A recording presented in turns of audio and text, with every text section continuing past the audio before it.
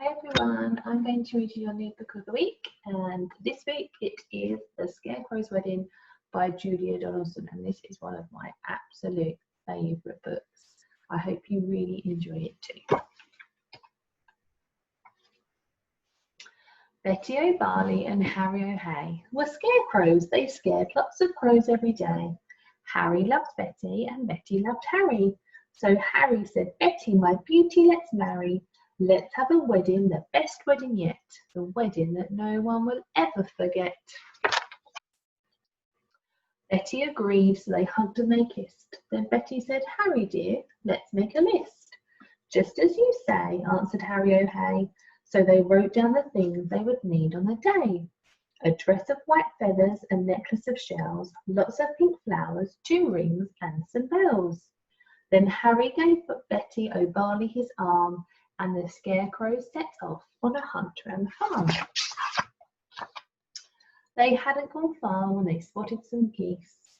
"Oh geese, if you'll give us a feather apiece, you can come to our wedding, the best wedding yet, the wedding that no one will ever forget."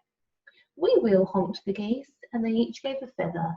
A spider friend offered to sew them together. "Hooray!" cried the scarecrows. They hugged and they kissed, and they hurried back home and crossed dress off their list. Then Harry gave Betty O'Barley his arm, and they set off once more on their hunt round their farm. They hadn't gone far when some cows gathered round, and the bells round their necks made a wonderful sound. Ring-a-ding-ding, ring-a-ding-ding. "Oh cows, will you please come and make your bells ring, for our wonderful wedding, the best wedding yet, the wedding that no one will ever forget?" "Yes," moved the cows, "we can tinkle our bells." Then a crab scuttled up with a necklace of shells. Some mice found 2 rings in a bin. They were certain the rings had belonged to an old farmhouse curtain. "Hooray!" cried the scarecrows. They hugged and they kissed.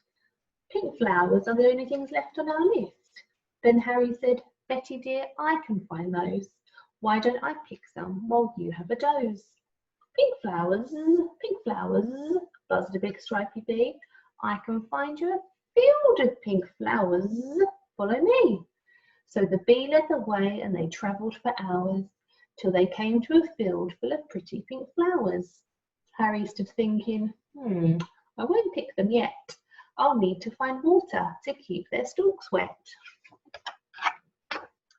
"Just follow me," croaked a lumpy old toad. "There's a lovely wet pool at the top of this road."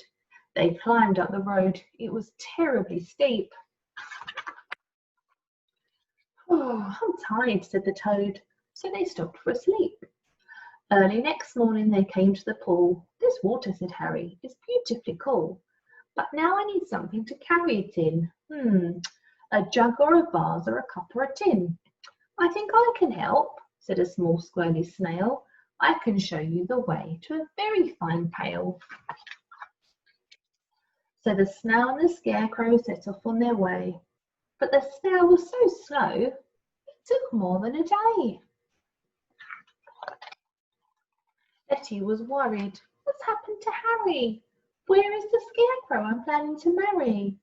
The farmer came by with a frown on his face, and he made a new scarecrow to take Harry's place. "Day," said the scarecrow, "I'm Reginald Rake." He took Betty's hand and he gave it a shake. "Together," he told her, "we make a fine pair. You're really quite pretty, apart from your hair." Then he jumped in the tractor and told her, "Hop in. I'm a really fast driver. Let's go for a spin." But Betty said, "No, I must wait here for Harry. He is the scarecrow I'm going to marry. We're planning our wedding, the best wedding yet, the wedding that no one will ever forget." Reginald laughed. "He'll be waiting forever.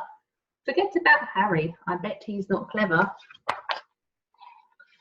"I must be the cleverest scarecrow alive. I can sing lots of songs, I can dance, I can drive. I'm dashing, I'm daring, I'm cool as can be. I can even blow smoke rings. Just watch me and see." And he took out a big fat cigar from a packet the farmer had foolishly left in his jacket. "But smoking is bad for you," Betty exclaimed. "Really, you ought to be feeling ashamed." Don't be a fusspot, said Reginald Rake. My smoke rings are staggering, make no mistake.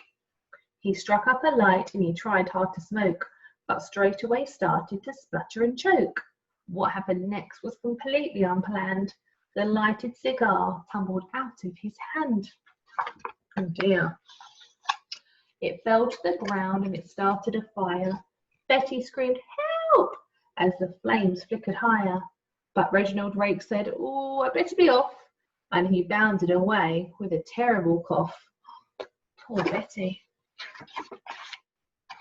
Then suddenly, who should appear on the farm but Harry O'Hay with a pain on his arm. "Betty," cried Harry, "my own future wife." He poured on the water and saved Betty's life. Then they picked up the flowers, they hugged and they kissed, and they said, "Oh, well, that's everything crossed off the list." There's their list there. And they've crossed everything off that they needed. So Betty O'Barley and Harry O'Hay wed one another the very next day, and everyone, even the snail who was late, said, "Don't they look happy and don't they look great?" This they agreed as they sprinkled confetti on Harry O'Hay and his beautiful Betty. Is the best wedding ever, the best wedding yet, the wedding that no one will ever forget. There they are. They do look wonderful, don't they? Okay. I hope you really enjoyed that. That is your new book of the week, The Scarecrow's Wedding, and you've got all of your activities this week, and some of those are linked to the story. So have fun, and we'll see you soon. Bye.